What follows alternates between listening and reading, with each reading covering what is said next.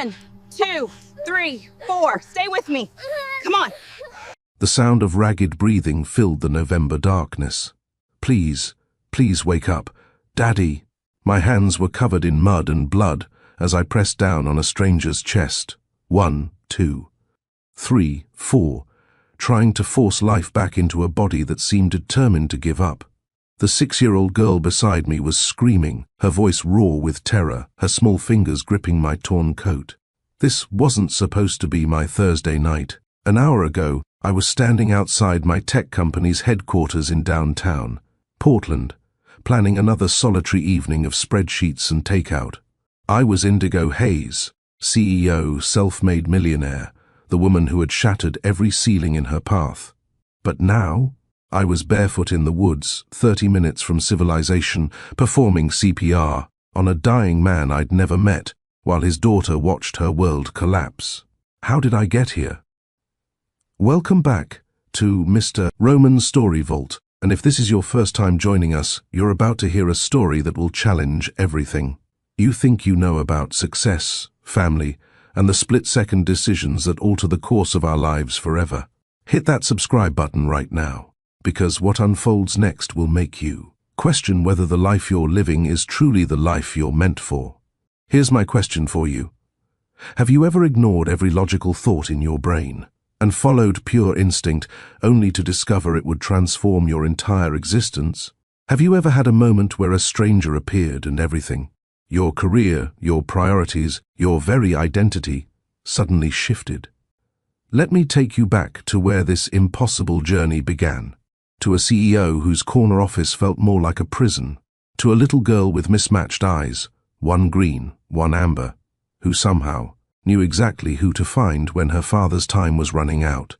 To a desperate search through darkening woods that would become a search for something far greater, meaning, connection, and a love nobody saw coming. What would you do if a child you'd never met grabbed your hand and begged you to save their dying parent? Would you call the authorities and walk away? Would you follow protocol, stick to logic, protect yourself from liability? Or would you run into the unknown? Because that choice, that single moment of saying yes to chaos instead of safety, would turn a lonely tech mogul into a mother, a fighter, and proof that sometimes the family we need doesn't arrive through conventional means. It arrives on a rainy evening, desperate and afraid, pulling us toward the very thing we didn't know our souls were starving for. This is the story of 3 broken people who became whole, of a CEO who had everything except what mattered, of a father racing against death to secure his daughter's future, of a child wise enough to see what adults miss. So buckle up, because this journey goes from corporate towers to hospital rooms, from despair to miraculous hope, from strangers to family. Stay with me. The rain had stopped falling over downtown Portland about 20 minutes before Indigo Hayes finally emerged from her building. The sidewalks gleamed wet under the streetlights, reflecting the city back at itself in distorted fragments. It was just past 8 o'clock on a Thursday evening, and the November air carried that sharp cold that promised winter was coming whether anyone was ready or not. Indigo stood outside the glass towers of Hayes Technology Solutions, her empire, her legacy, her entire world compressed into steel and innovation. At 34 years old, she had accomplished what most people only fantasized about. Her company had gone public 3 years earlier, making her one of the youngest black female CEOs in the tech industry. Forbes had featured her. TED had invited her to speak. Her net worth had crossed 8 figures. Yet as she watched her breath form small clouds in the evening air, adjusting her burgundy wool coat against the chill, she couldn't shake the familiar hollowness that greeted her at the end of every workday. 16 hours. That's how long she'd been in the office. Again, her assistant had left at 6 with concerned eyes and a gentle reminder that human beings weren't designed to run on coffee and ambition alone. But Indigo had waved her off with practiced efficiency, returning to the quarterly projections that demanded her attention. The underground parking garage was her destination. Her Tesla waited there, ready to transport her to a penthouse apartment with floor-to-ceiling windows and a view of the city that most people would kill for.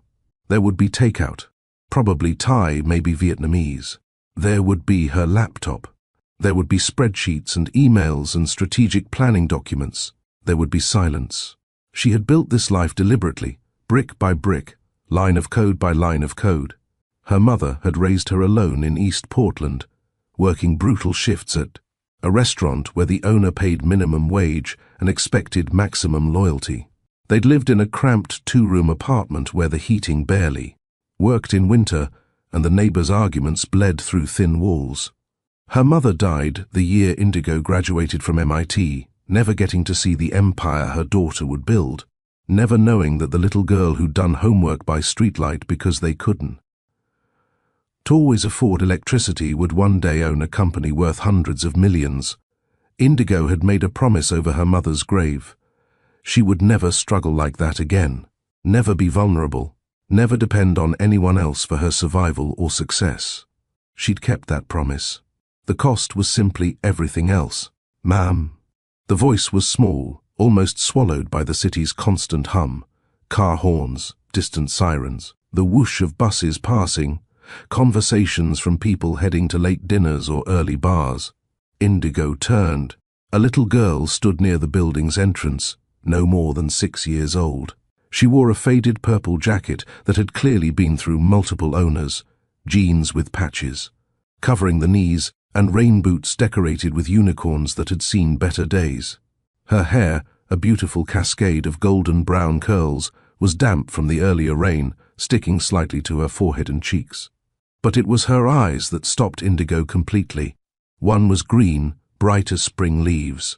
The other was amber, like honey held up to sunlight.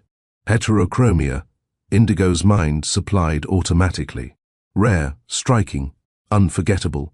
Both eyes were filled with a fear that made Indigo's chest tighten. "Ma'am?" the child repeated, her voice trembling. "I need help. Please." Indigo's corporate instincts kicked in immediately. She glanced around for parents, for guardians, for any adult who might be responsible for this child. The street was busy but anonymous, everyone absorbed in their own lives, their own destinations. She knelt down, bringing herself to the little girl's eye level. "Hey there, sweetheart. Are you lost? Where are your parents?" "My daddy," the girl said, and her bottom lip quivered. "Ma'am, I can't find my daddy. He said to wait by the big tree, but there are so many trees and it's getting dark, and I'm really, really scared." "Okay, it's okay," Indigo said, her voice automatically softening into a tone she rarely used. "What's your name?" "Ivy. Ivy Morrison." The girl clutched a worn stuffed elephant to her chest, her knuckles white from gripping it so hard. "That's a beautiful name." "I'm Indigo. Listen, Ivy, we should call the police. They're really good at finding—" "No." The reaction was immediate and visceral. Ivy's eyes went wide with panic. "No police. Please, no police." Indigo frowned. That response sent warning bells through her mind. Was this child running from something? Was there abuse involved? But something about the girl's demeanor didn't suggest fear of home. It suggested something else entirely. "Ivy, honey, I want to help you, but I need to understand. Why can't we call the police?" The little girl stepped closer, her voice dropping to an urgent whisper. "Daddy said if we ever got separated, I shouldn't call the police. He said I should find someone kind, someone who would understand. He said I'd know them when I saw them." She looked up at Indigo with those mesmerizing mismatched eyes, and something passed. Between them, a connection that defied logic, a recognition that made no sense. "You have a good face," Ivy said. "A kind face. Like the woman in Daddy's story." Before Indigo could ask what that meant, Ivy grabbed her hand. The child's fingers were cold and small, but her grip was surprisingly strong. "Please, we have to hurry. Daddy's sick, really sick. He doesn't have much time." The words sent ice through Indigo's veins. "What do you mean he doesn't have much time?" "Ivy, is your father hurt?" "He has the bad cells," Ivy said, as if that explained everything. "They're trying to take him away like they took Grandpa. We were doing our walk, the one we do every day, and he was teaching me about the leaves. But then he got really tired and said to go find help. He told me exactly who to look for. Who to look for? Indigo repeated. Ivy, you don't even know me. The child's expression shifted into something far older than her years. Yes, I do. You're Miss Hayes. You came to my school last year and talked about computers and magic, and how girls like us can do anything. You said people told you that you didn't belong, but you proved them wrong. The memory hit Indigo like a physical force. The elementary school STEM presentation, the auditorium full of children, a little girl in the third row who'd raised her hand at every question, whose enthusiasm had been infectious. That was Ivy. You remembered me? Indigo breathed. You're my hero, Ivy said simply. So when Daddy said to find someone kind, I knew it had to be you. Please, Miss Hayes, please help me find my daddy. Here's what I need you to think about. Have you ever had a stranger look at you like you were the answer to their prayers? Have you ever had to choose between the safe, logical path and the one? That made absolutely no sense, but felt completely right. Drop a comment below and tell me about a time you trusted your gut over your brain. Indigo's mind raced. Every rational thought told her to call the authorities, to let trained professionals handle this situation. She had a company to run, responsibilities, a reputation to protect. Following a strange child into the November darkness was beyond irresponsible. It was potentially dangerous. But Ivy's eyes held hers, pleading and desperate and filled with a trust. That Indigo hadn't earned, but couldn't bring herself to betray. Where did you last see him? Indigo heard herself ask. Ivy pointed toward the city park across the street, but her small hand wavered, moving toward the darker edges, where the urban landscape began to blend with the forested hills that bordered Portland's eastern edge. The 3 Oaks, Ivy whispered. Where the 3 Oaks stand like guardians. Daddy made sure I memorized the way. He said if anything ever happened, I needed to know how to find it again. The 3 Oaks. It sounded like something from a fairy tale, not a real location in a modern city. Yet Indigo found herself straightening, her expensive heels suddenly feeling ridiculous for what she was about to do. Show me, she said. The moment they crossed the street into the park, the city seemed to fall away. The sounds of traffic faded to a distant murmur, replaced by the rustle of wet leaves and the drip of water from branches. The maintained pathways were well lit, designed for evening joggers and dog walkers, but Ivy didn't lead them down those safe routes. Instead, she pulled Indigo toward the edges where the park stopped, pretending to be civilized and remembered it was once wild forest. Ivy, wait, Indigo called, but her voice lacked conviction. The child moved with surprising confidence for someone so small, her unicorn boots splashing through puddles without hesitation. Indigo's heels sank into the soft earth almost immediately. She stopped, balanced on one foot, and pulled them off. The ground was cold and wet against her stockinged feet, and she knew her expensive stockings were getting destroyed with every step, but none of that seemed to matter anymore. She was following a 6-year-old into the woods at night. Her board of directors would have her committed if they could see her now. How do you know where to go? Indigo asked, catching up to Ivy and taking her hand properly. If they were doing this, they were doing it safely. Daddy taught me, Ivy explained, her voice steady despite the growing darkness. He's a park ranger. Well, he used to be, before the bad cells got too strong. But he knows these woods better than anyone. He said, if anything happened, I should follow the moss on the north side of the trees. Look for the creek that sings, and find the place where the 3 Oaks stand. She pointed to the trees they were passing, and sure enough, Indigo could see darker patches of moss growing on one consistent side. Navigation by nature. She'd read about it, but never actually witnessed a child doing it. The creek that sings? Indigo questioned. Ivy nodded. You'll hear it. It sounds different from other water. Daddy says every creek has its own voice if you learn to listen. They walked deeper, Indigo's burgundy coat catching on branches, the fabric tearing with small ripping sounds that she barely registered. Her feet were getting scratched by thorns and stones, but she pressed forward. Around them, the November forest was alive with small sounds, creatures moving through underbrush. wind moving through bare branches. And yes, the distant sound of running water. But this water did sound different. It had a musical quality, like it was moving over rocks in a specific pattern that created melody rather than just noise. There, Ivy breathed. The singing creek.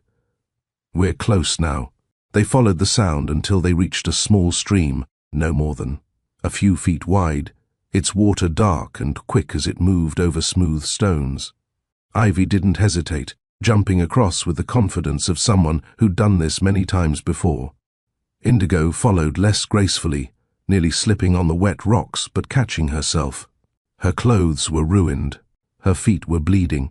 She'd left her shoes somewhere behind them, along with every shred of her carefully constructed CEO persona. The forest opened into a small clearing, and there they stood, 3 enormous oak trees arranged in a triangle formation, their branches reaching toward each other like old friends sharing secrets. They were ancient, their trunks thick and gnarled, their presence somehow both comforting and solemn. "The guardians," Ivy whispered. "Daddy, Daddy, I brought help." That's when Indigo saw him. At the base of the middle oak, a man lay crumpled against the massive trunk. Even in the dim light from the moon breaking through the clouds, Indigo could see he was in serious distress.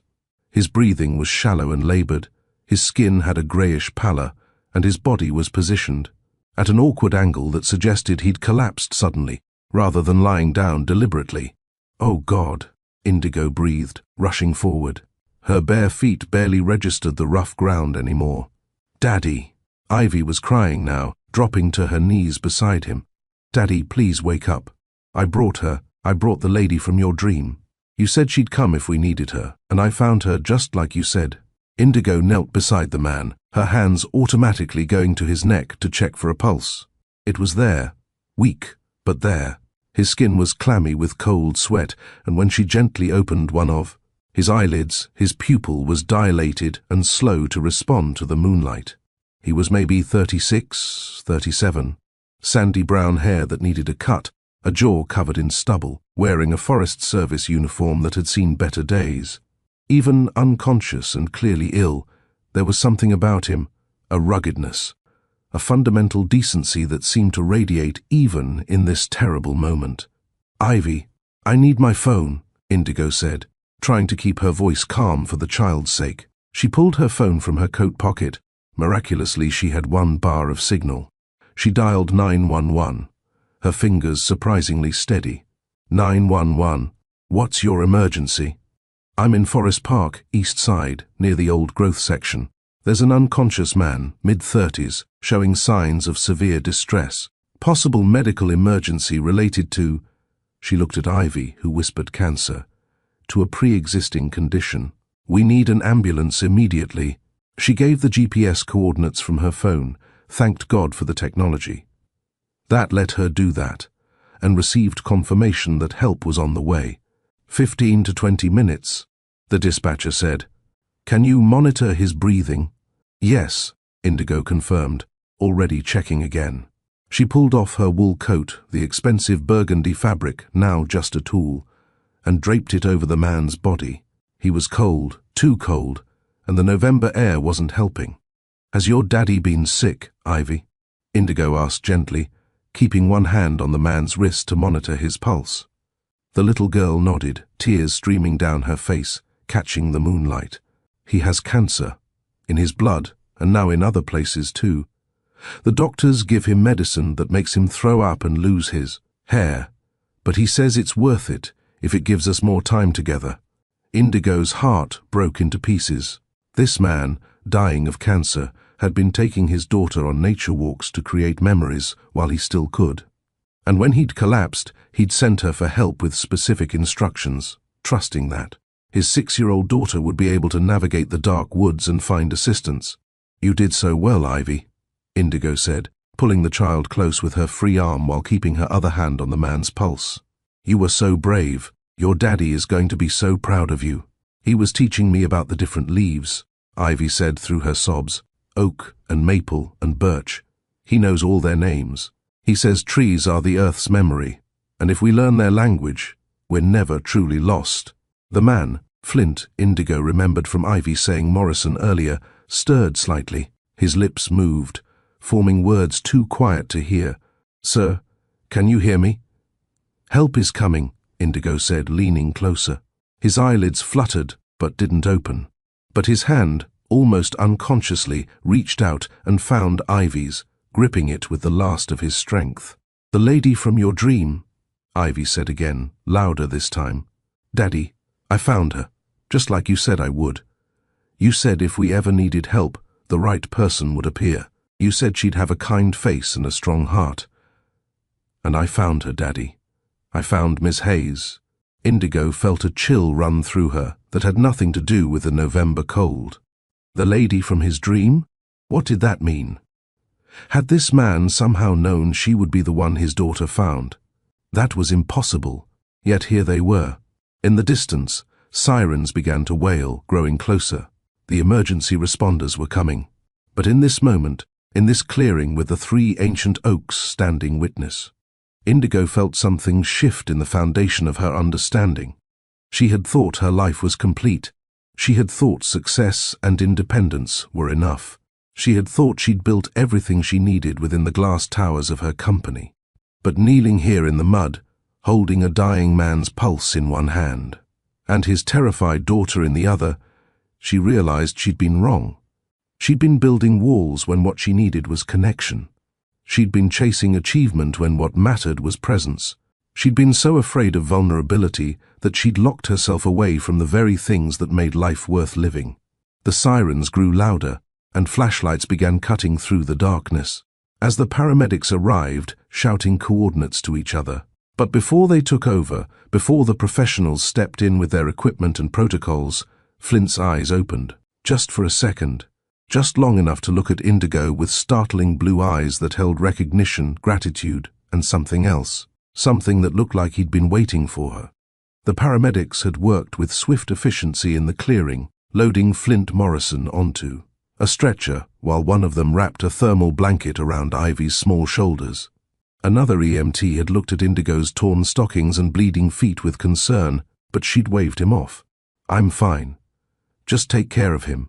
They'd transported all 3 of them to OHSU, Oregon Health and Science University Hospital, the closest facility with a specialized oncology unit. During the ambulance ride, Indigo had held Ivy on her lap while the EMTs worked on Flint, running 4S and monitoring his vitals. The little girl had stopped crying, settling into an almost frightening stillness as she watched her father's unconscious face. That had been Thursday night. Now it was Sunday evening, and Indigo had barely left the hospital. She'd told herself after that first night that she was just checking in, just making sure the child and her father were stable before returning to her regular life. Her assistant had called Friday morning, confused about why Indigo wasn't answering emails. Her CFO had texted about the investor meeting scheduled for Monday. Indigo had delegated the meeting to her COO and turned her phone to silent. Room 314 had become her entire world. The space was standard hospital fare, pale walls, linoleum floors, machinery that beeped and hummed with the rhythm of life support. Flint lay in the bed, tubes running from his arms, oxygen feeding through his nose, monitors tracking every heartbeat and breath. The doctors had explained his condition with careful professionalism, severe reaction to his most recent chemotherapy treatment, compounded by dehydration and physical exhaustion. His body had simply shut down. "He's been pushing himself too hard," Dr. Martinez had said, reviewing the chart. "Advanced pancreatic cancer, stage 3, but showing signs of spreading. He's been in treatment for 6 months, but according to his records, he's missed several rest days and continued physical activity against medical advice. Why would he do that?" Indigo had asked. The doctor had glanced at Ivy, who was coloring in the corner with crayons a nurse had brought, probably trying to maintain normalcy for his daughter. Parents with terminal diagnoses often do this. They want to create as many memories as possible while they still can. Terminal. The word had hit Indigo like a physical blow. Now, 3 days later, she sat in the uncomfortable chair beside his bed, watching Ivy sleep in the small fold-out couch the nurses had brought in. The child had barely left her father's side, talking to him constantly even though he couldn't respond, telling him about her day, about the nice nurses, about how Miss Hayes was staying with them. Indigo hadn't planned to stay. But every time she thought about leaving, Ivy would look at her with those mismatched eyes, one green, one amber, and ask if she was coming back. And Indigo found she couldn't say no. Her company was surviving without her constant presence, she'd discovered. The world hadn't ended, because she'd spent 3 days in a hospital instead of her office. If anything, her team seemed relieved to make decisions without her hovering over every detail. That realization was uncomfortable in ways she hadn't expected. She'd brought changes of clothes from home, worked remotely on her laptop during the quiet hours, and learned the names of all the nurses on rotation. She'd held Ivy during the nightmares, when the little girl woke up crying and reaching for her father. She'd braided hair for the first time in her life, doing a terrible job but getting better with each attempt. And she'd watched Flint Morrison's unconscious face, wondering about the man who'd raised such a remarkable daughter, who'd taught her to navigate by moss and listen to creeks sing. Miss Hayes? A soft voice interrupted her thoughts. Indigo looked up to find Nurse Patricia standing in the doorway. The older woman had been especially kind over the past few days, sneaking Indigo extra coffee and pretending not to notice when visiting hours ended and Indigo remained. "Visiting hours are almost over," Patricia said gently. "Though I suppose I could be convinced your family if anyone asks." "Am the first?" Indigo asked quietly. "Family?" Patricia's expression softened. "Honey, you've spent 72 hours in that chair, learning to braid a little. Girl's hair and reading her bedtime stories while her daddy fights for his life. I'd say that's more family than some people with the same last name ever manage." After the nurse left, Indigo returned her attention to Flint. In sleep, his face had a peaceful quality, despite the pallor of his skin. He was handsome in a rugged way that spoke of outdoor living and physical work, so different from the polished executives she usually encountered. His sandy brown hair was longer than current fashion, falling across his forehead. His hands, resting on top of the blankets, were calloused and strong despite his illness. She found herself wondering what his voice sounded like, what his laugh sounded like, whether his eyes held the same kindness that Ivy's did. "You raised an incredible daughter," Indigo whispered to him. "She navigated dark woods to find help for you. She trusted a stranger because you'd taught her to recognize kindness. Whatever else happens, you should know you did that right." She didn't expect a response. He'd been unconscious for 3 full days, drifting in whatever space existed between life and death. So when his fingers twitched, she almost missed it. Then they moved again, more deliberately this time, reaching across the blanket toward where Ivy slept. Indigo stood up quickly, her heart suddenly pounding. "Flint? Can you hear me?" His eyelids fluttered. Once, twice, then slowly opened to reveal blue eyes that were unfocused at first, but gradually sharpened. They found Ivy immediately, his gaze locking onto his daughter's sleeping form with an intensity that spoke of pure relief. Then his eyes moved to Indigo, and she watched awareness dawn in them. Recognition, though they'd never met while he was conscious, and something else. Something that looked like he'd been expecting to see her. "You found her," he whispered, his voice rough from days of intubation and silence. "You're the one who brought her back." "She found me, actually," Indigo replied, moving closer but careful not to wake Ivy. "She's incredibly brave, like her mother," Flint said, and sadness flickered across his features. His gaze traveled over Indigo's face, studying her with an attention that should have been uncomfortable but somehow wasn't. "I'm sorry, I don't even know your name." "Indigo Hayes." His eyes widened with recognition. "The tech CEO? Hayes Technology Solutions?" She nodded, suddenly self-conscious in her rumpled clothes and hastily braided hair, so far from the polished executive image she usually projected. "Ivy's been obsessed with your work," Flint continued, his voice growing slightly stronger. "She saw you speak at her school last year, Roosevelt Elementary's STEM Day. came home talking about the brilliant woman who made computers do magic. He attempted a smile, though it was weak. She said you looked like royalty. The memory surfaced clearly now.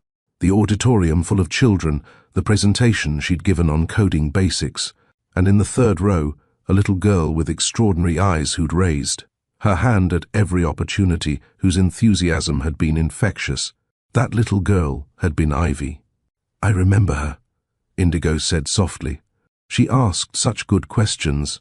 She talked about you for weeks," Flint said. "Said you were proof that anyone could do anything if they worked hard enough and believed in themselves.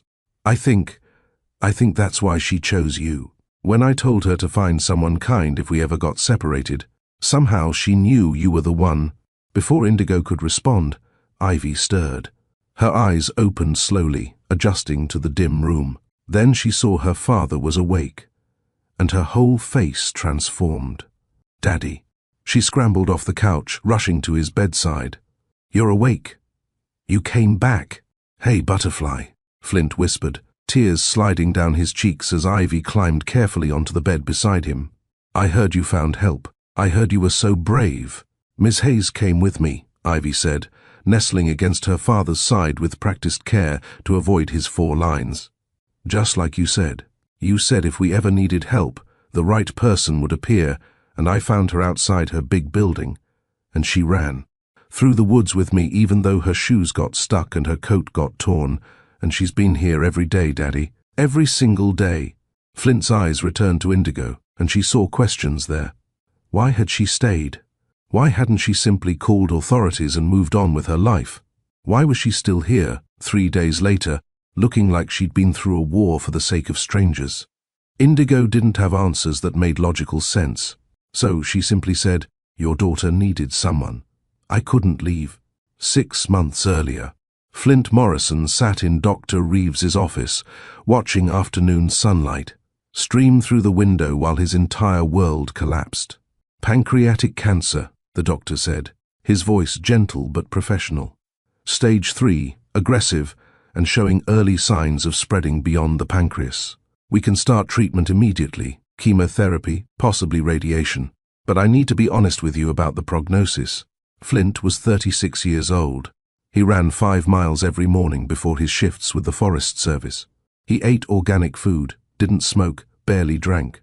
He'd always been the picture of health. None of that mattered to cancer. "How long?" he asked, his voice steady despite the storm raging inside his chest. "With aggressive treatment, we're looking at 12 to 18 months. Possibly more if you respond well to therapy. Without treatment." "Doctor." Reeves paused. 6 months, maybe less. 12 to 18 months. A year and a half if he was lucky. Ivy was only 5 years old. "What are the side effects of treatment?" Flint heard himself ask. The doctor listed them: nausea, fatigue, hair loss, weakened immune system, potential organ damage. Flint would be sick, weak, unable to work, unable to be the father Ivy needed during what might be their last months together. "I need time to think," Flint said quietly. "I need to make arrangements." What he meant was, I need to figure out what happens to my daughter when I'm gone. Ivy's mother, Keiko, had died 2 years earlier in a car accident. A drunk driver running a red light, killing her instantly while Ivy sat safely in her car seat in the back. Flint's parents were gone, his father to the same cancer now claiming him, his mother to a heart attack the year before that. Keiko's parents lived in Japan and had met Ivy only once. There was no safety net, no family waiting in the wings. When Flint died, Ivy would be alone.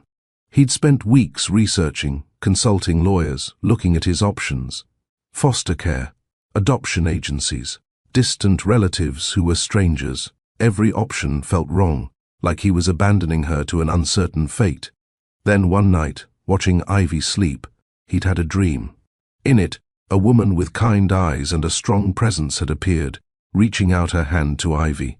He couldn't see her face clearly, but he could feel her goodness, her capacity for love, her ability to give Ivy the life she deserved.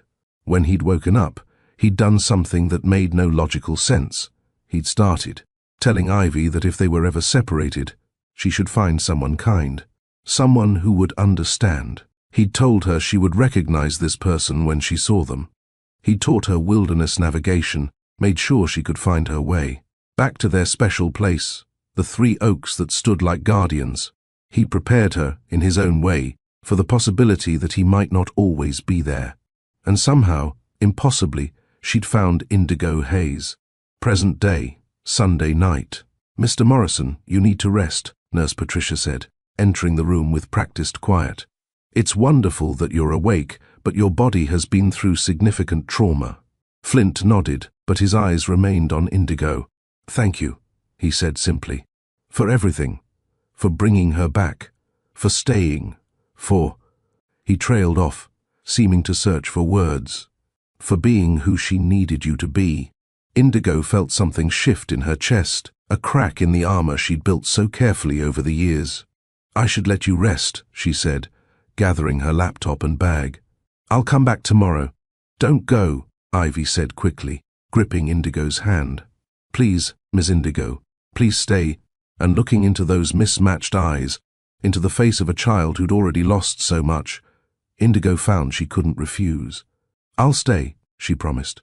The days that followed established a pattern that gradually rewrote Indigo's understanding of her own life. She'd wake at 6, not in her penthouse but in the hospital room, having slept in the uncomfortable chair that the night nurses had started leaving in position for her. She'd go home to shower and change, return by 8 with coffee and breakfast for herself and whatever Ivy wanted from the cafeteria.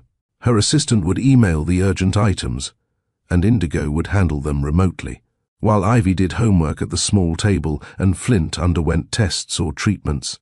The workaholic CEO, who'd never taken a sick day, who'd responded to emails at 3 in the morning, who'd built her entire identity around constant availability, was suddenly working 8-hour days and prioritizing bedtime stories over board meetings. Her executive team had stopped sending shocked emails and started adapting. Her company, she discovered, didn't crumble without her constant oversight. If anything, giving her team more autonomy seemed to make them more invested in their work. That realization was humbling. 2 weeks after Flint woke up, he'd recovered enough to sit up in bed and have real conversations. The doctors had adjusted his treatment protocol, giving him anti-nausea medication and supplements to rebuild his strength. He still had cancer. That hadn't changed, but he was stable enough to be present. Indigo found herself spending hours talking with him during Ivy's afternoon naps. He was different from anyone she'd ever known. He owned almost nothing of material value. His possessions consisted of a small cabin, a used truck, and books about nature and conservation. Yet he possessed a wealth of knowledge about the world that existed outside her glass towers. "You know," Flint said one Wednesday afternoon while Ivy slept, "I used to be like you." Indigo looked up from her laptop, raising an eyebrow. "Devastatingly handsome and fighting cancer." He laughed, the first real laugh she'd heard from him, warm and genuine despite their circumstances. "A workaholic. I was an environmental lawyer actually, big firm in Seattle, 60-hour weeks, designer suits, corner office, the whole package. My wife and I were both climbing the ladder, competing to see who could bill more hours." This surprised Indigo. She'd assumed Flint had always been the outdoorsy park ranger, living simply among trees. "What changed?" she asked. "Keiko got pregnant with Ivy," Flint said, his voice softening at his late wife's name. "We'd always said we wanted kids eventually, but eventually came faster than we'd planned. We decided one of us should slow down, at least temporarily. I volunteered, thinking I'd take a year off, maybe 2, then go back to law." He stared at the hospital ceiling, lost in memory. But then Ivy was born and everything shifted. Suddenly, those important cases meant nothing compared to her first smile. Those billable hours felt empty compared to watching her discover grass for the first time.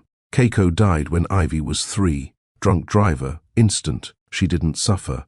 And suddenly, I was alone with this tiny human who needed me. "I'm sorry," Indigo said quietly. "I walked away from law completely after that," Flint continued. "Became a park ranger. Made 1/10 of my previous salary, but gained something I'd never had before." "What was that?" "Presence," he said simply. The ability to be fully in a moment, instead of thinking about the next meeting, the next case, the next achievement. Ivy needed a father who was actually there, not just a provider who showed up for dinner and bedtime. His words hit Indigo harder than she wanted to admit. Her own mother had been both provider and parent, working brutal hours to keep them fed and housed. Indigo had promised herself she'd never struggle financially like that. But in avoiding her mother's poverty, had she embraced her mother's absence? I built my company from nothing. Indigo found herself sharing, surprised by her own openness. My mother raised me alone in East Portland. We lived in a 2-room apartment above a restaurant. She worked 16-hour days just to keep us afloat. She died the year I graduated from MIT, never got to see what I built. She paused, feeling emotions she usually kept locked away. I promised myself I'd never be vulnerable like she was, never dependent on anyone, never in a position where I couldn't take care of myself. But vulnerability isn't weakness, Flint said gently. It's the only way we truly connect with other people. Their eyes met across the hospital room, and Indigo felt something she couldn't quite name. A recognition, like their souls had been traveling toward each other without knowing it. How did you do it? She asked. How did you let go of the achievement, the success, the need to constantly prove yourself? Flint considered this. I realized that when I was dying, and we're all dying, Indigo, just on different timelines, nobody would remember my billable hours. Nobody would care about my client list or my win record. But Ivy would remember whether I showed up, whether I was present for the small moments, whether I taught her to see beauty in the world. He reached across the space between his bed and her chair, his hand finding hers. The touch was electric, not with passion, but with something deeper, a connection that bypassed all the walls she'd built. Thank you, he said quietly, for showing her that there are people in the world who care, who help, who stay even when it's inconvenient. Over the following days, their conversations deepened.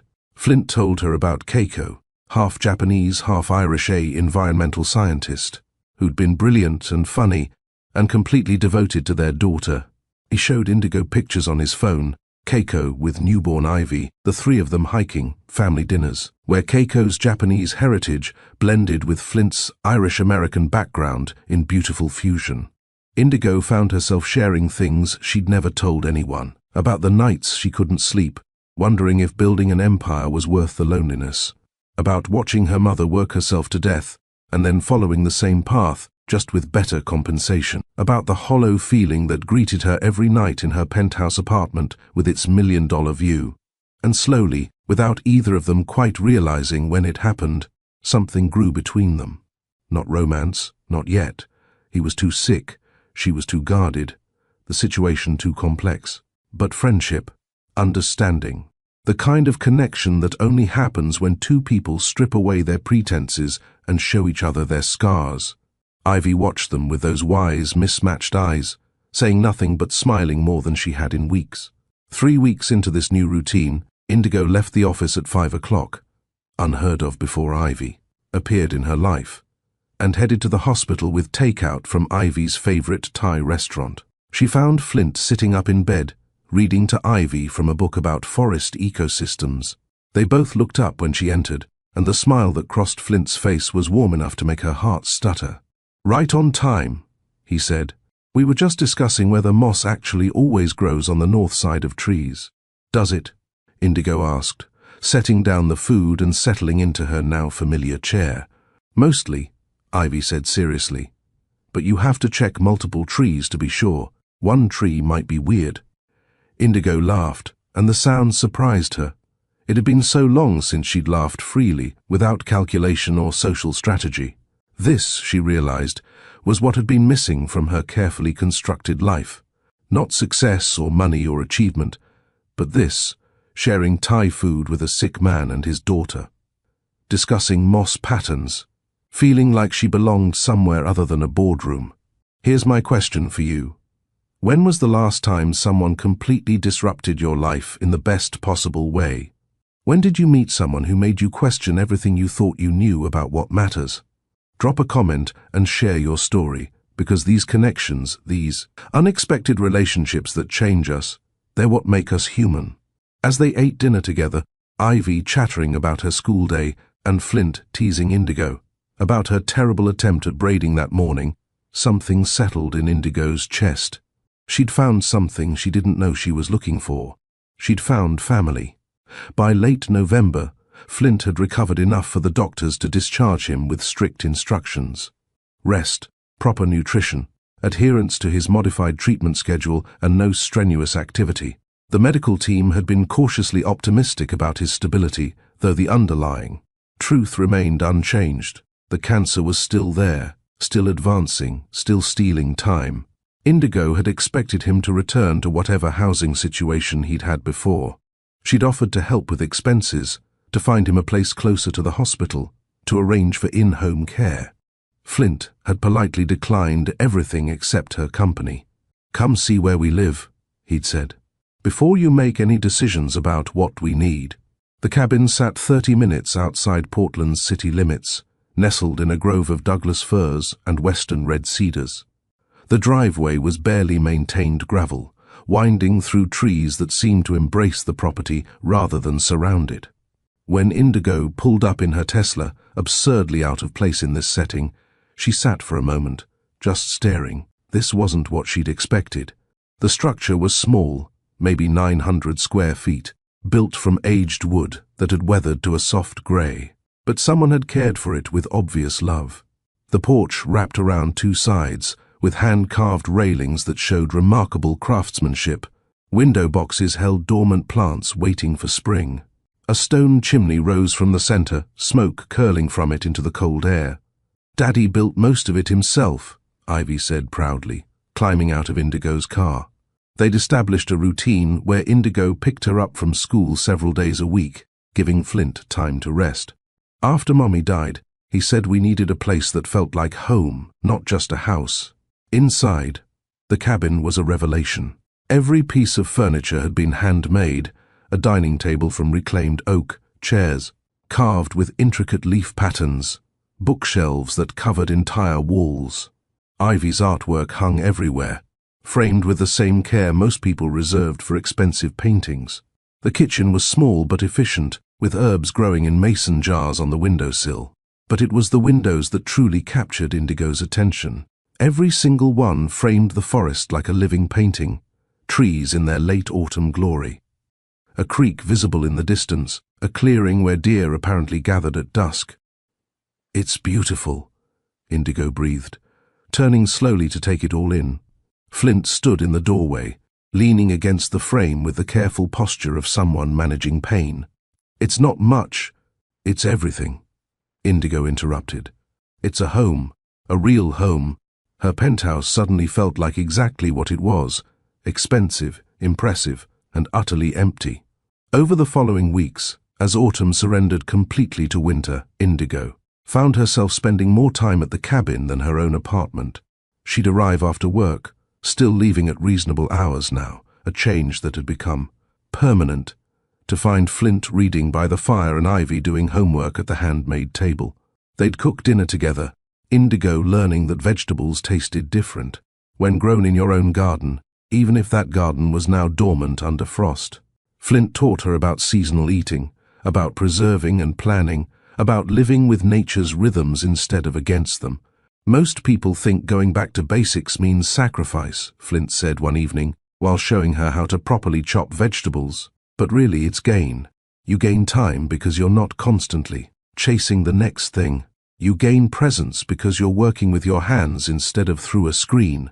You gain peace because you're aligned with something bigger than yourself." Indigo had built an empire on the opposite philosophy: constant forward motion, relentless innovation, the belief that stillness meant stagnation. But watching Flint move through his small kitchen with practiced ease, seeing Ivy help set the table with hand-thrown pottery they'd made together, she wondered if her definition of success had been fundamentally flawed. She started bringing her work to the cabin. At first, it felt strange, taking conference calls from a wooden porch overlooking a forest, reviewing financial projections while a fire crackled nearby. But gradually, she discovered something unexpected. Her thinking became clearer. away from the constant interruptions of the office, surrounded by quiet and trees. She solved problems faster and with more creativity. Her executive team noticed the change. "Whatever you're doing," her COO said during a video call, "keep doing it. Your strategic thinking has never been sharper." What she was doing was living instead of just existing. On weekends, when Flint felt strong enough, he'd take them on gentle walks through the forest. Nothing like the nature hikes he used to lead, but enough to show Ivy and Indigo the world he loved. He taught them to identify trees by their bark, the puzzle piece pattern of ponderosa pine, the smooth silver of beech, the shaggy strips of cedar. Trees are the earth's memory, he explained, echoing what Ivy had said that first desperate night. Some of these have been here for hundreds of years. They've survived fires and storms and diseases. They teach us about resilience if we're willing to learn.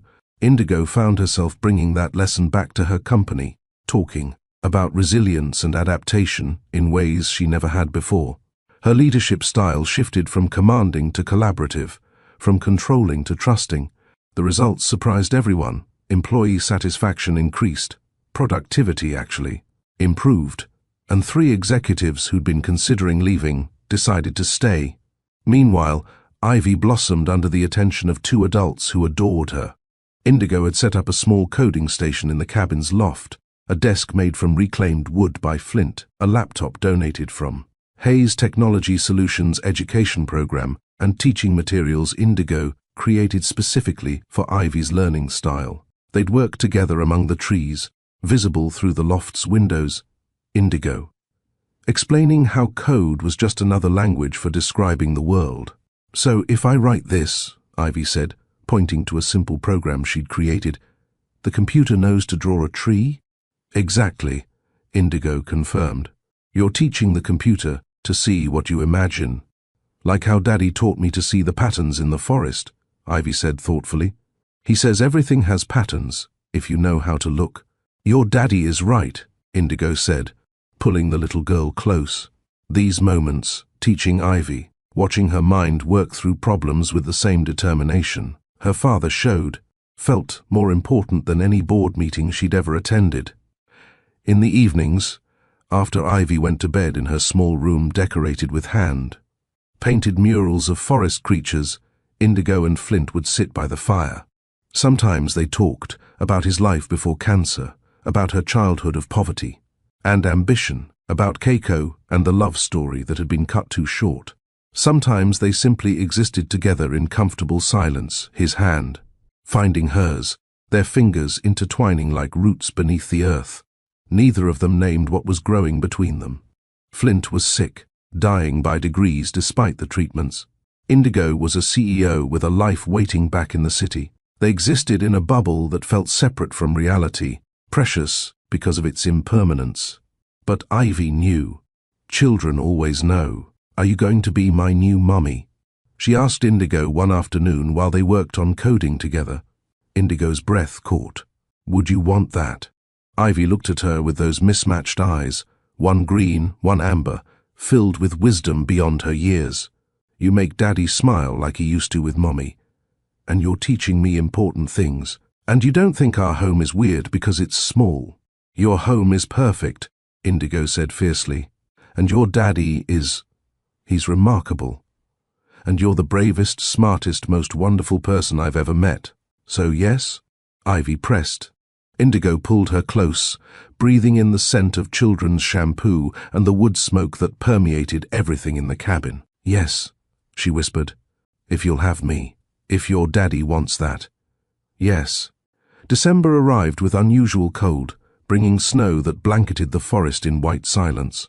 Flint had good days and bad days, and lately the bad were beginning to outnumber the good. He tired more easily.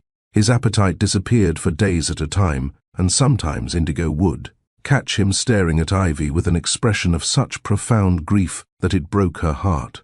She'd researched obsessively, late at night when she couldn't sleep. Clinical trials, experimental treatments, alternative therapies. She'd consulted with the best oncologists money could buy, sent Flint's medical records to specialists across the country. pulled every string her wealth and connections allowed. The answers were always the same. Stage 3 pancreatic cancer, metastatic, poor prognosis. Treatment could buy time but not cure. 6 months, maybe a year if he was lucky.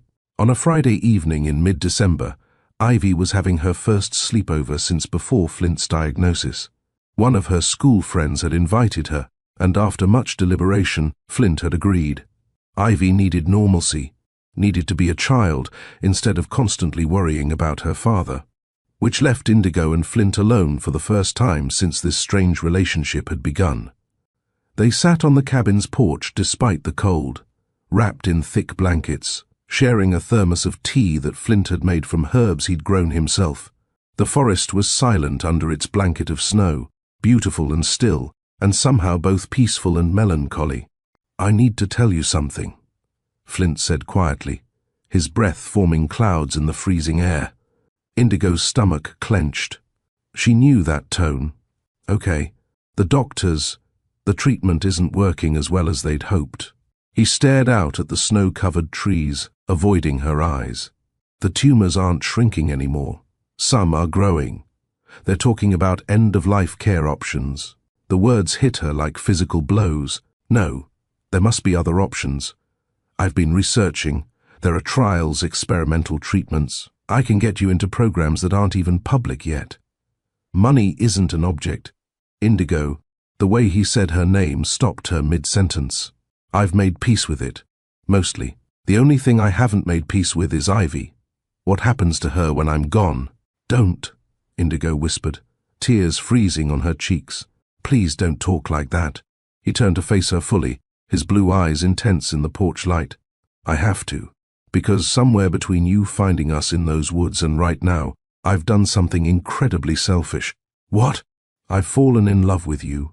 The confession came out raw and honest, no practiced speech or careful preparation. "And worse, I've let Ivy fall in love with you too. I know it's not fair. I'm dying. You didn't sign up for this. You have an entire life waiting in the city.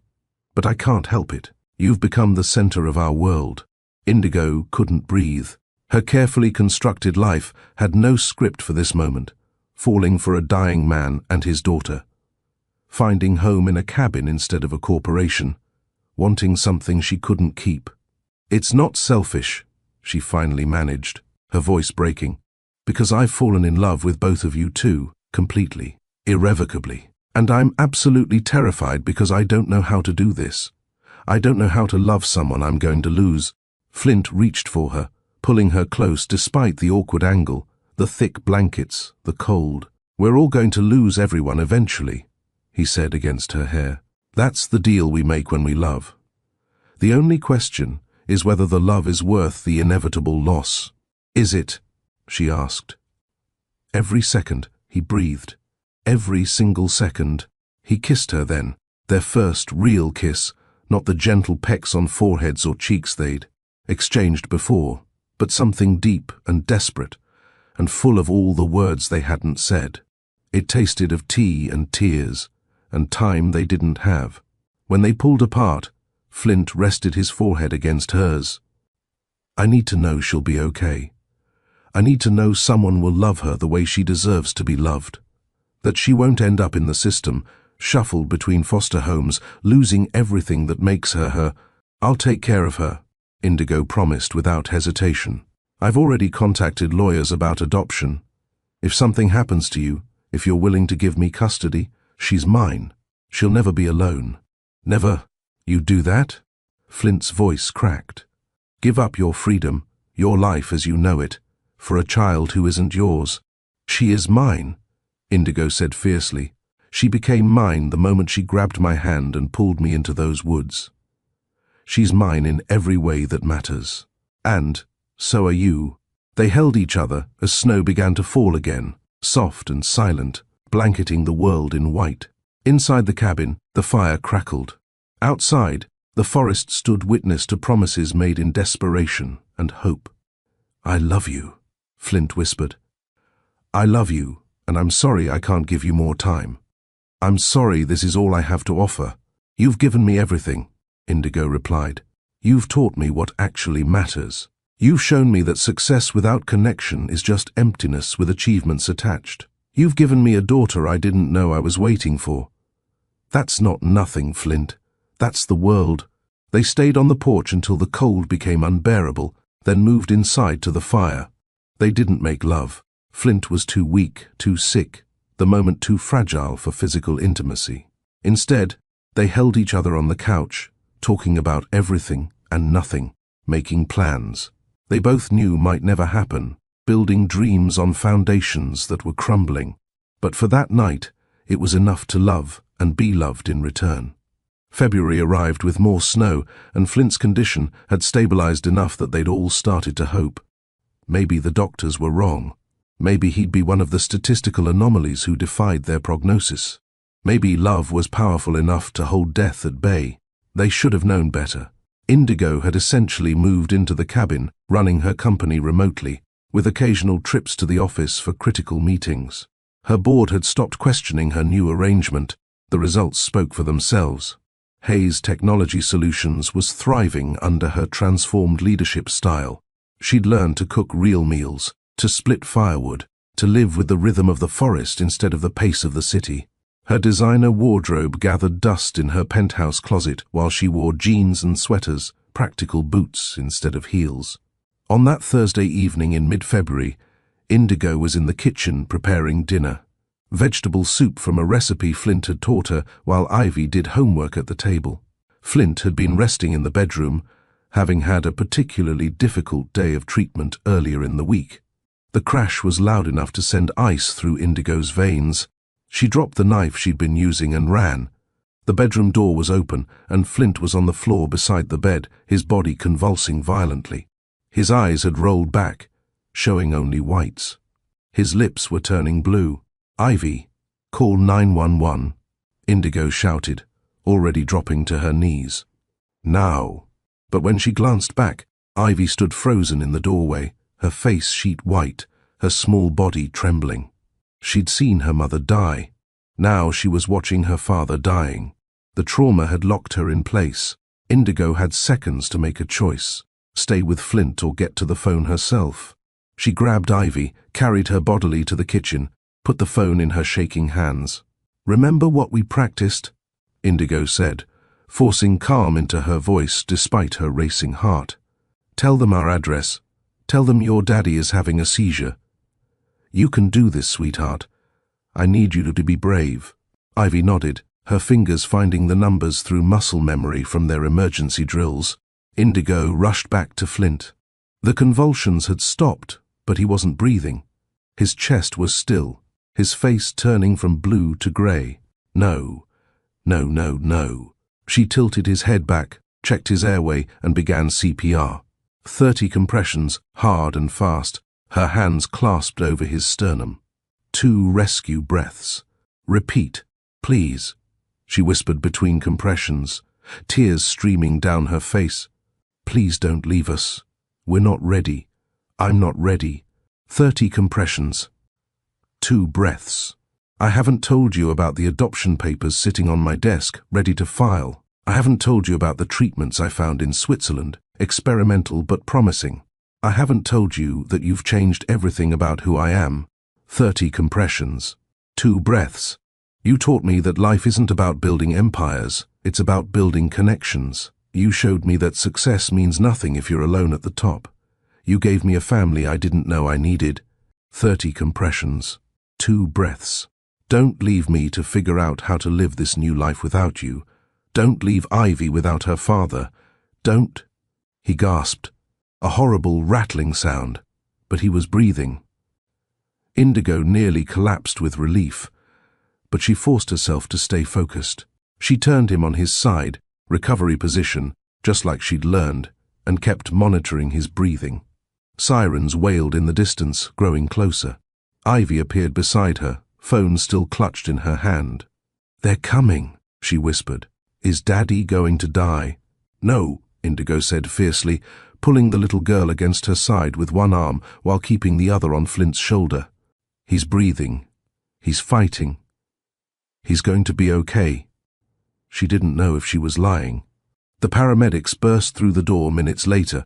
It felt like hours, and took over with professional efficiency. They loaded Flint onto a stretcher, started and put an oxygen mask over his face.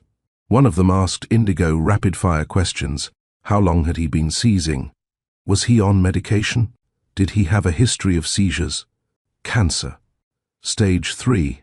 Treatment for 6 months. First seizure.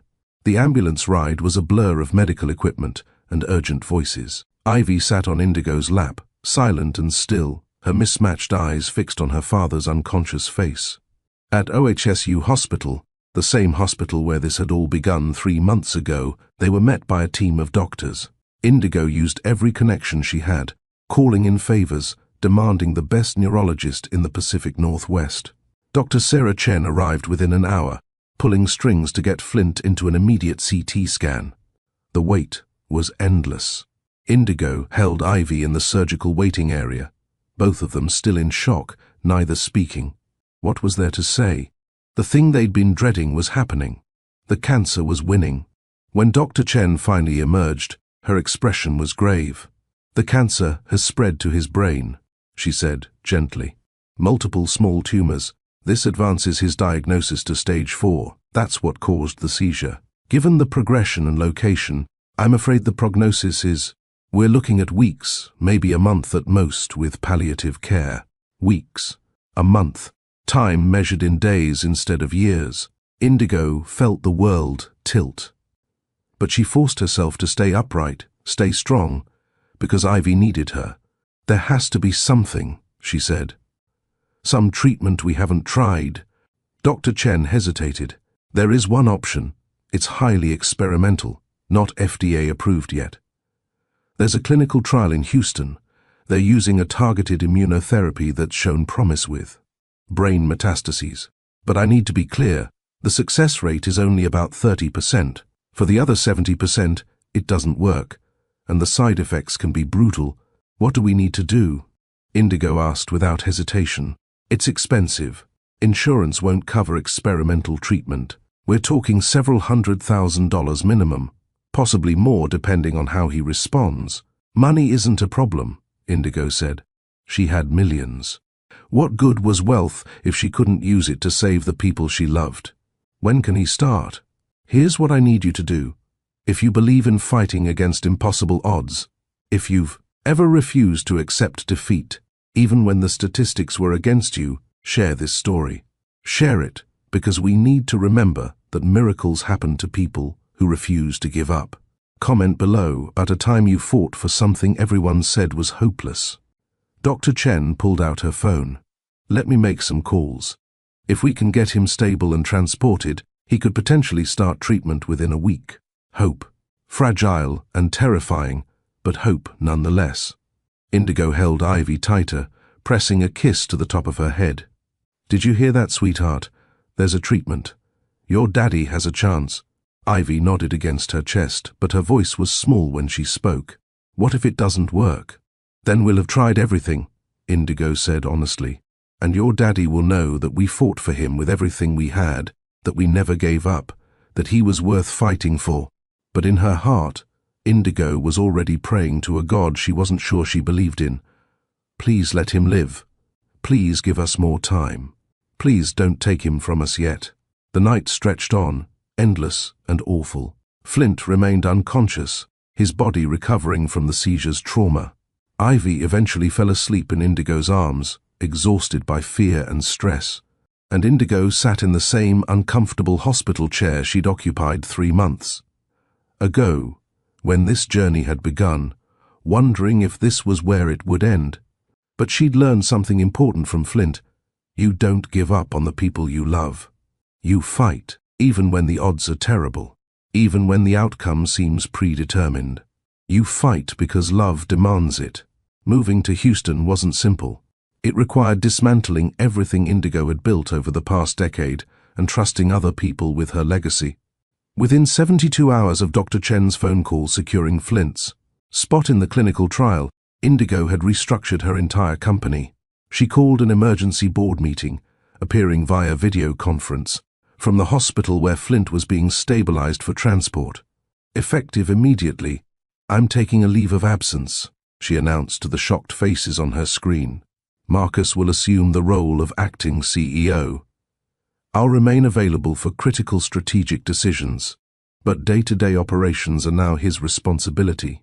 Her CFO spoke first, his voice careful. Indigo, we support whatever you need, but can you tell us what's happening? She could have lied, could have cited health issues or family emergency in vague terms. Instead, she told them the truth. 3 months ago, a little girl appeared outside our building, asking for help finding her dying father. I helped her. In the process, I fell in love with both of them. Now he's facing brain cancer, and there's an experimental treatment in Houston that might save his life. I'm going with them because they're my family, and family doesn't abandon each other when things get hard.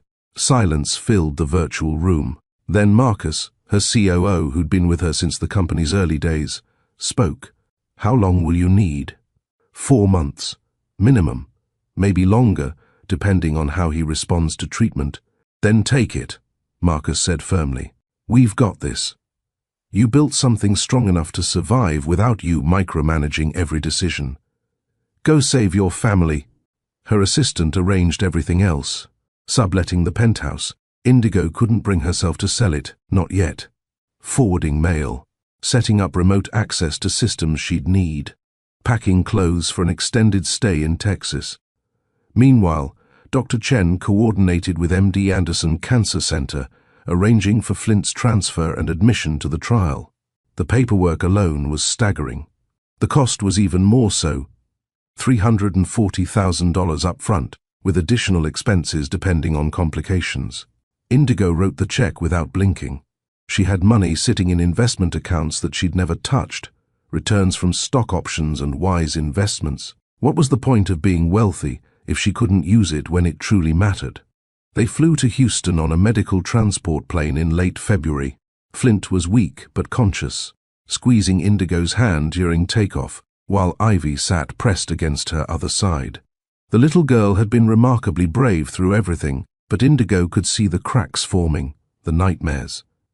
The constant checking to make sure her father was still breathing, the way she flinched at sudden sounds. We're going to need therapy, Indigo murmured to Flint during the flight. All of us. This is traumatic. Add it to the list of things I'm sorry about, Flint said quietly. Don't, Indigo interrupted. Don't apologize for being sick. Don't apologize for needing help. That's not how love works. Houston was hot, even in late winter, a stark contrast to Portland's cold. The furnished apartment Indigo had rented was near the hospital, a sterile, corporate housing unit that felt nothing like the cabin they'd left behind. But it had 2 bedrooms, a functional kitchen, and most importantly, it was close enough that Indigo could get to Flint within minutes if needed. The treatment protocol was aggressive. It started with a week of testing, blood work, scans, cognitive assessments, physical evaluations. The doctors needed baseline measurements to track the therapy's effects. Dr. James Patterson, no relation to Flint, though the shared surname felt like either. Cosmic joke or cosmic encouragement, explained the process with careful precision. We're using a targeted immunotherapy that teaches your immune system to recognize and attack the cancer cells in your brain. The treatment is administered in cycles, 3 weeks on, 1 week off. Side effects can include severe headaches, confusion, fatigue, nausea, and in some cases, temporary cognitive impairment. Worse than regular chemo? Flint asked. Different, Dr. Morrison said. Some patients tolerate it well, others struggle significantly. There's no way to predict how you'll respond until we begin. The first treatment cycle began on March 1st. Indigo had thought she understood what Flint had been going through with his previous chemotherapy. She'd seen him tired, nauseous, weak. But this was different. This was brutal. The immunotherapy attacked the cancer, but it also attacked Flint. Within days of the first infusion, he developed headaches so severe that light became unbearable. They kept the apartment dark, curtains drawn, speaking in whispers. He couldn't eat, couldn't sleep, couldn't do anything but endure. There were days when he didn't recognize them, when the cognitive effects were so severe that he looked at Indigo and Ivy with confused eyes, asking who they were. why they were in his room. Those days nearly broke Indigo's heart. But there were also moments of startling clarity, moments when Flint would emerge from the fog of treatment and side effects, squeeze her hand and whisper, "Still here, still fighting." Ivy couldn't witness all of it. Indigo had hired a temporary nanny, a kind woman named Rosa, who had experience with families dealing with medical crises. On Flint's worst days, Rosa would take Ivy to museums, parks, the Houston Zoo, anywhere that felt normal and safe. Indigo stayed. Through everything, she stayed. She held buckets when Flint vomited. She monitored his medications with nurse-like precision. She read to him during the long hours when he couldn't tolerate screens or conversation. She became intimately familiar with every doctor, every nurse, every corner of MD Anderson's neuro-oncology wing. At night, after Ivy was asleep and Flint had finally found rest, Indigo would work. Her laptop screen glowing in the darkness, she'd review reports from her company, make strategic decisions, guide her team through challenges. Hayes Technology Solutions continued to thrive, proof that her new leadership approach, trusting others, delegating authority, focusing on outcomes rather than control, actually worked. But the work felt distant, almost unreal. Her real life was here, in this Houston apartment, fighting for every day with the man she loved and the daughter they shared. 6 weeks into treatment, they hit a crisis point. Flint's body was rejecting the therapy. His white blood cell count dropped dangerously low. His kidneys showed signs of stress, and he developed a fever that spiked to 104 degrees. "We may need to stop the treatment," Dr. Morrison said gently. "His body can't sustain this level of assault." "No," Flint said from his hospital bed. They'd admitted him for the crisis. His voice was weak but determined. "We don't stop. If I'm going to die anyway, I'd rather die fighting." "You're not going to die," Indigo said fiercely, gripping his hand. "You're going to survive this, and we're going to go home, and we're going to have years together." Years. She didn't know if she was trying to convince him or herself. After 8 weeks of treatment, during a brief window when Flint was lucid and relatively pain-free, Indigo made a decision. It was late evening. Ivy had fallen asleep on the small couch in Flint's hospital room, exhausted from a day at the Houston Children's Museum with Rosa. The machines beeped their steady rhythm, monitoring heartbeat and blood pressure and oxygen levels. Flint was awake, reading one of the nature poetry collections he loved, the pages worn from years of handling. Indigo sat beside his bed, holding his hand, watching him in the soft light.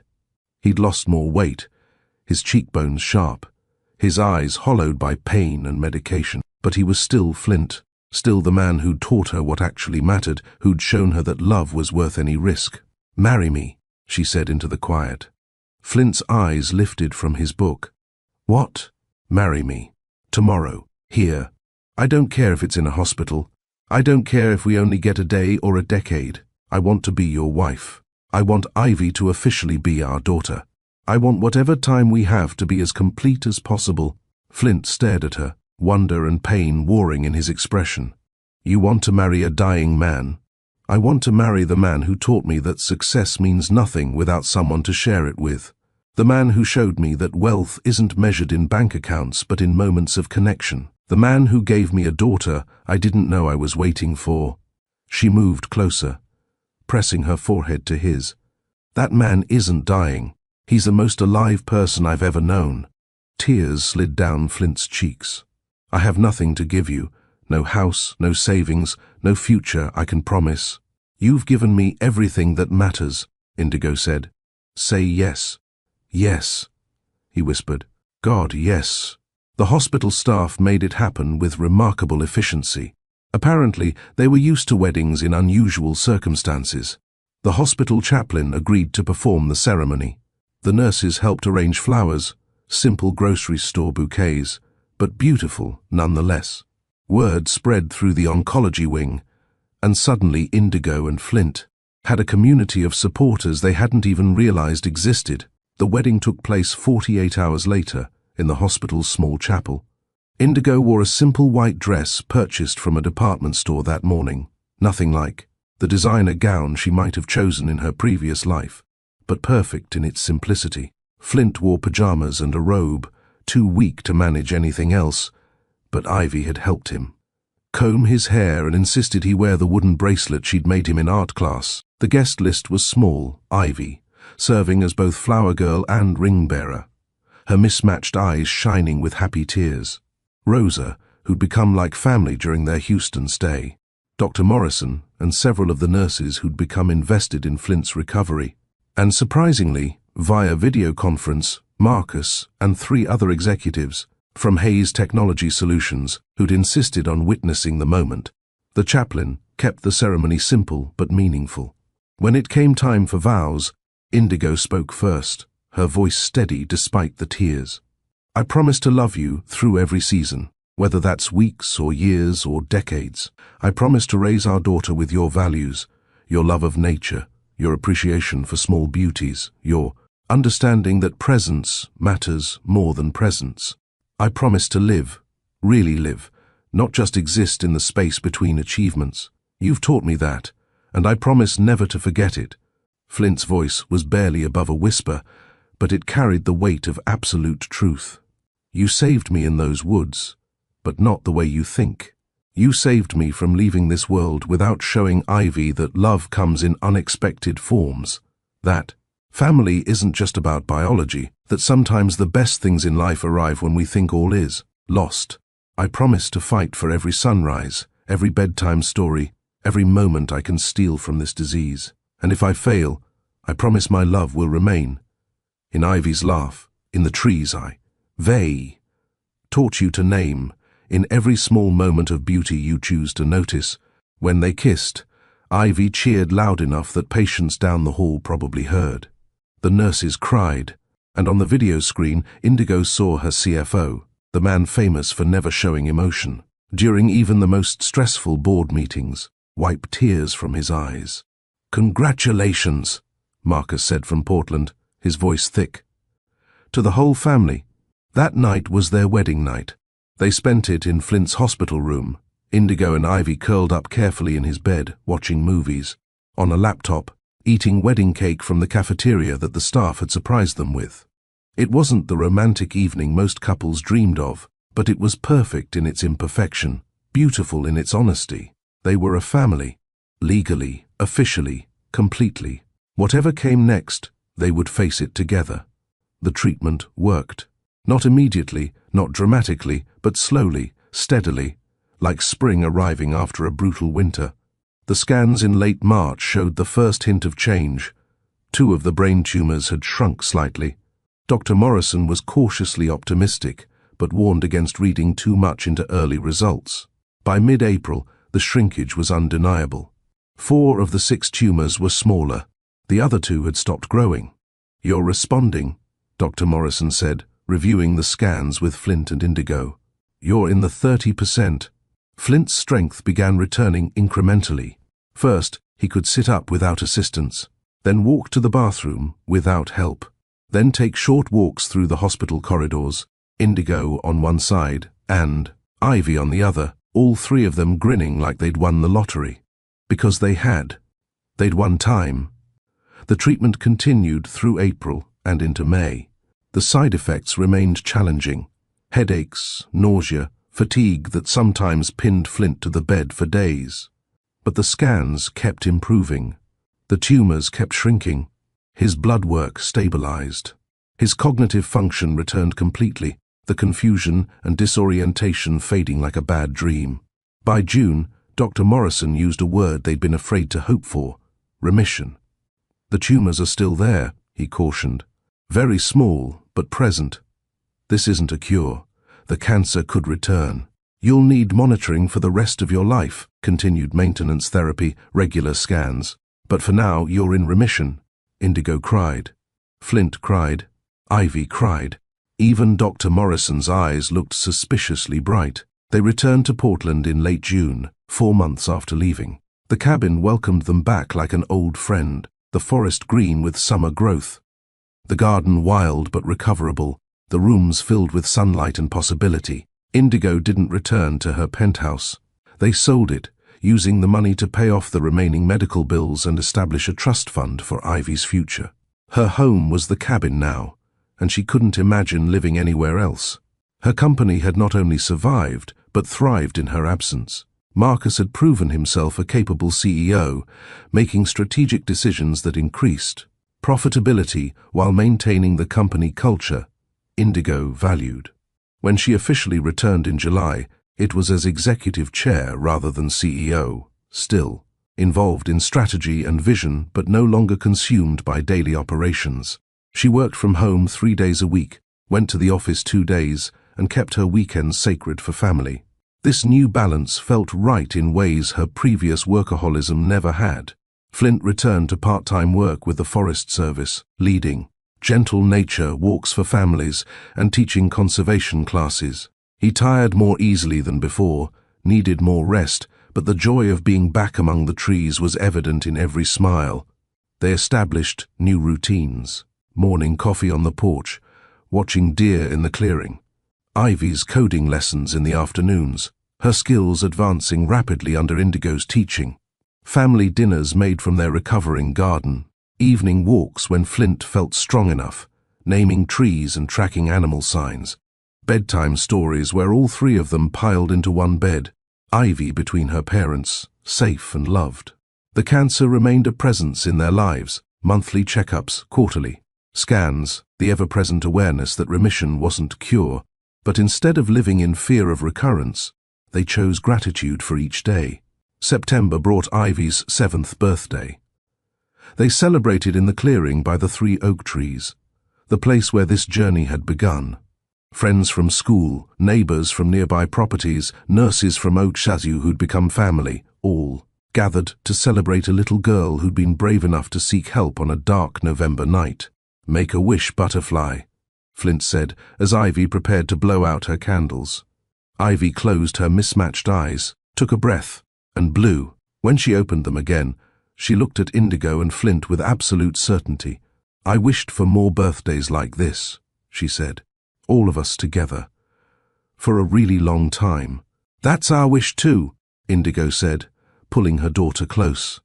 By October, Flint's scans showed continued stability. The tiny remaining tumors hadn't grown. His oncologist in Portland, working with Dr. Morrison in Houston, agreed to extend the time between scans from monthly to quarterly. "You're stable," she said. "Live your life. We'll keep monitoring, but for now, live." So they did. November arrived, exactly 1 year since that rainy evening when Ivy had appeared outside. Hayes Technology Solutions, desperate and afraid, seeking help for her dying father. 1 year since Indigo had followed a strange child into the woods and found her future waiting in a clearing beneath 3 oak trees. They marked the anniversary by returning to those woods. The 3 of them walked the path Indigo and Ivy had taken that first night, retracing steps that had changed everything. But this time there was no fear, no desperation, only gratitude. "Thank you," Flint said quietly, standing in the clearing where Indigo had found him collapsed and dying. For running after her that night, for not calling the police and walking away, for choosing the illogical option. She said, "You told her to find someone kind if you ever got separated," Indigo replied, leaning into him, feeling his heartbeat strong against her shoulder. "How did you know she'd find me?" Flint smiled, pressing a kiss to her forehead. "I didn't, but I had faith that if I trusted in something bigger than fear, the right person would appear. And you did, a CEO who gave up her entire life." "I gave up nothing," Indigo interrupted gently. "I gained everything. A husband who sees beauty in ordinary moments. A daughter who challenges me daily to be better. A life that's messy and uncertain, and absolutely perfect." Ivy ran ahead, chasing butterflies through the November light. Her laughter echoing through trees that had stood witness to miracles. They'd beaten 30% odds. They'd fought death and won, at least for now. They'd proven that love, determination, and refusing to give up could sometimes change outcomes that seemed predetermined. Most importantly, they'd learned that family isn't always about biology or conventional paths. Sometimes it's about a desperate child seeking help for her dying father. Sometimes it's about a successful woman discovering that achievement means nothing without connection. Sometimes it's about a sick man finding love when he thought his time for such things had passed. But always, it's about choosing each other again and again, through hospitals and treatments, through fear and hope, through ordinary moments and extraordinary miracles. As they walked back through the woods, Ivy between them holding both their hands, Indigo thought about the title of their story, "Ma'am, I Can't Find My Daddy." But Ivy had found so much more than her father that night. She'd found a mother. She'd created a family. She'd orchestrated a love story that defied logic and statistics. And they'd all found their way home. The house they found sat exactly where it needed to be, halfway between Portland's city center and the forested hills that had witnessed their unlikely beginning. It wasn't as remote as the cabin, but it wasn't the urban environment Indigo had once called home either. It occupied the perfect middle ground, like their new life itself. The property included 3 acres of mixed woodland and meadow, with a creek running along the eastern boundary that Ivy insisted sounded like music. The house was older, built in the 1940s, with good bones and character that newer construction lacked. Flint saw potential in the neglected garden, the overgrown orchard, the workshop that could be restored. Indigo saw space for a home office with windows overlooking trees, a room for Ivy's coding lessons, a life that balanced ambition with presence. They moved in early October, wanting to be settled before the 2-year anniversary of that first November night. The cabin they'd loved so much became something new. Indigo had it renovated and donated to a non-profit organization supporting families dealing with cancer. Other fathers and daughters, other mothers and sons, would find refuge there now, creating their own memories among the trees that Flint had taught Indigo to name. The new house required work. Weekends became renovation projects, Flint teaching Indigo and Ivy basic carpentry, all 3 of them covered in sawdust and laughter. They painted walls together, planted gardens, built raised beds for vegetables.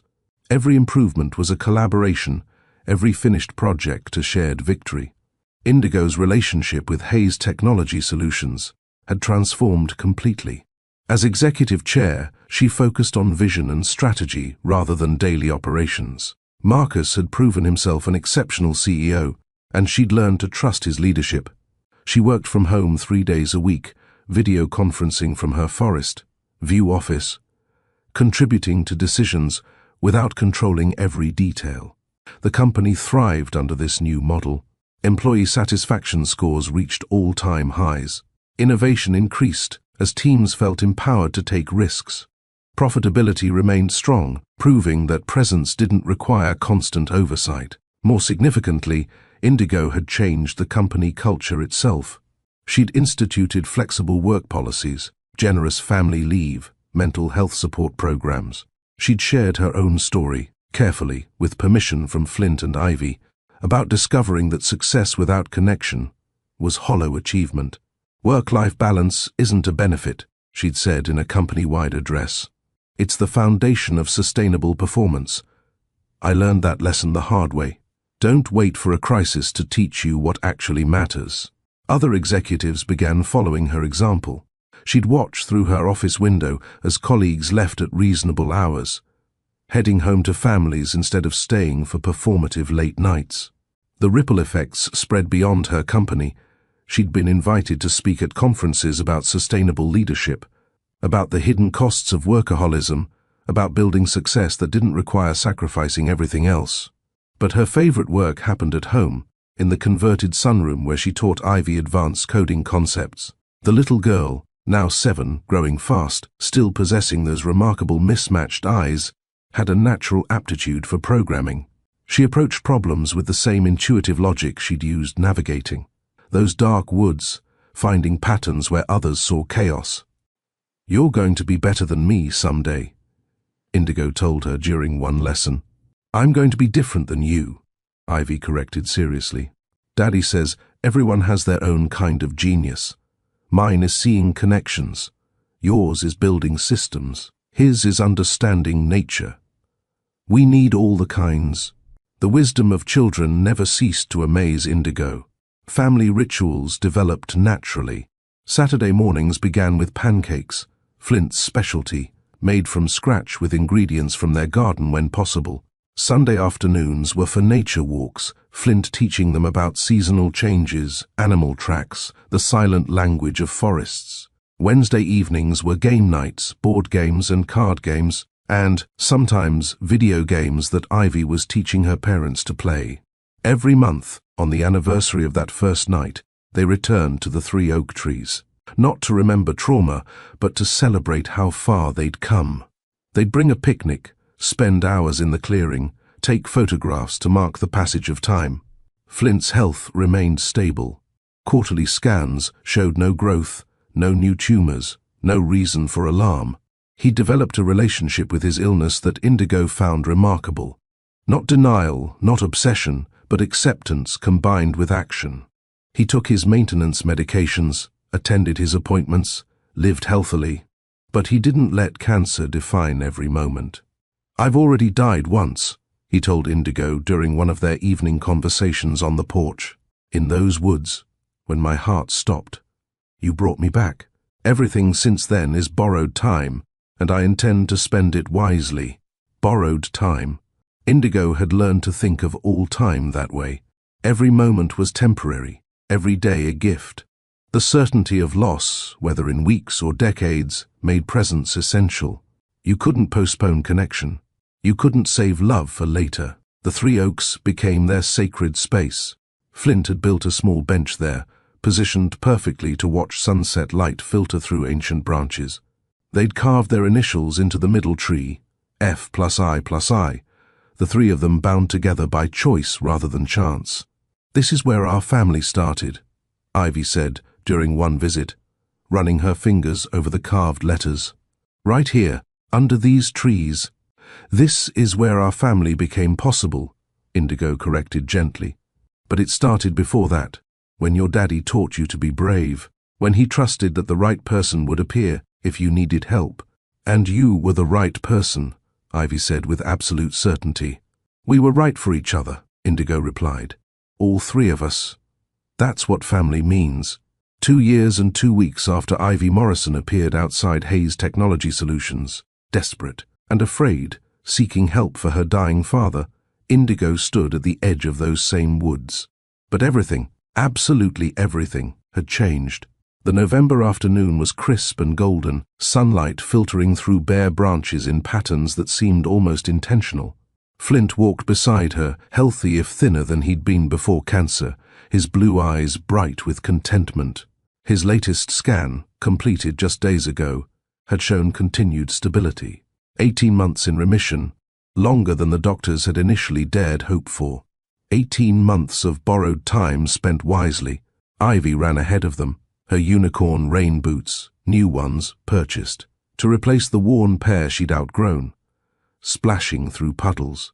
She was 8 now, all long limbs and endless energy, her golden brown curls bouncing, as she chased butterflies that shouldn't still be active this late in the season. "Mommy, Daddy, look." She pointed at something in the underbrush, a deer, frozen in that moment of deciding whether to flee or trust. "Mommy." The word still sent warmth through Indigo's chest every single time. Not because she'd given birth to Ivy, but because she'd chosen her, fought for her, loved her into being her daughter in every way that mattered. The adoption had been finalized 6 months after their wedding. The courthouse ceremony had been simple, just paperwork and signatures, but it had felt more significant than any business deal Indigo had ever closed. When the judge had officially declared Ivy her daughter, all 3 of them had cried. Now, watching Ivy crouch slowly to observe the deer, moving with the patience and respect for nature that Flint had taught her, Indigo marveled at the path that had led them here. If she'd called the police that night instead of following Ivy into the woods, everything would be different. Flint might have died alone under those oak trees. Ivy might have ended up in the foster system, shuffled between strangers who couldn't understand why she talked to trees or saw patterns in chaos. Indigo might have continued her hollow existence, successful but empty, achieving everything except what actually mattered. One decision, one moment of choosing instinct over logic. One little girl brave enough to seek help from a stranger. The deer bounded away, and Ivy ran back to them, her mismatched eyes, one green, one amber, shining with joy.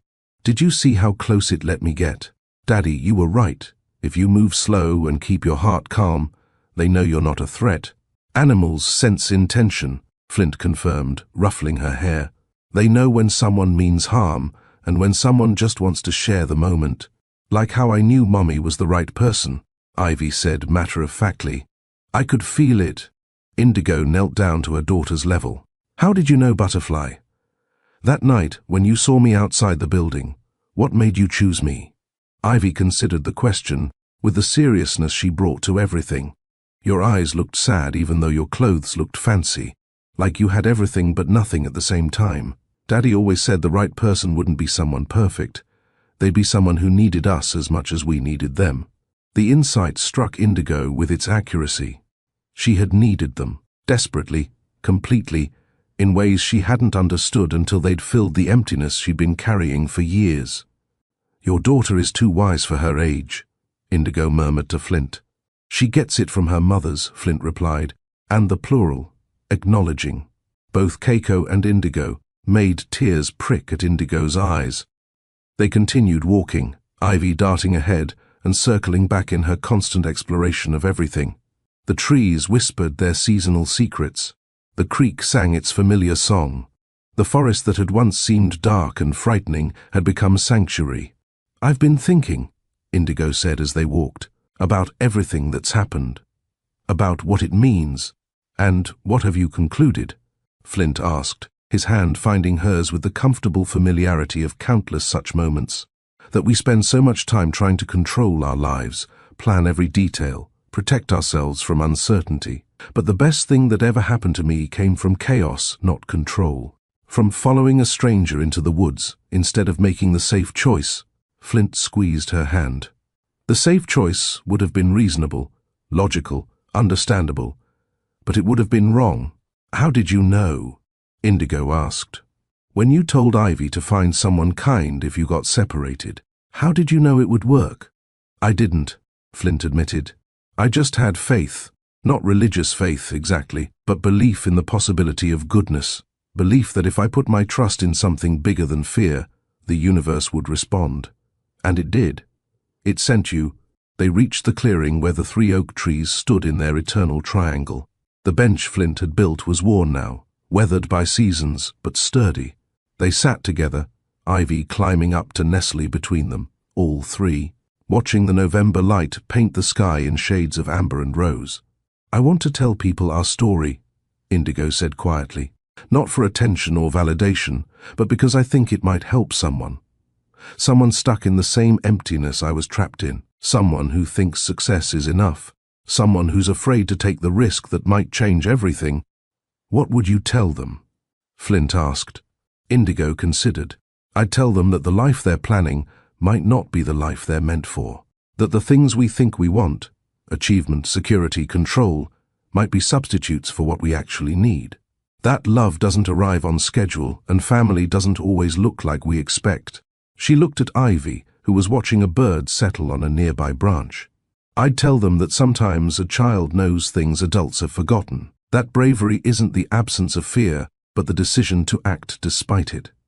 That the person you're meant to find might be dying in the woods while you stand safe on the sidewalk, and the only thing separating you from your destiny is the willingness to step into the unknown. That's a lot to tell them, Flint said with a gentle smile. It's the truth, Indigo replied simply. And now I'm telling you, if you've stayed with this story until now, you've witnessed something remarkable.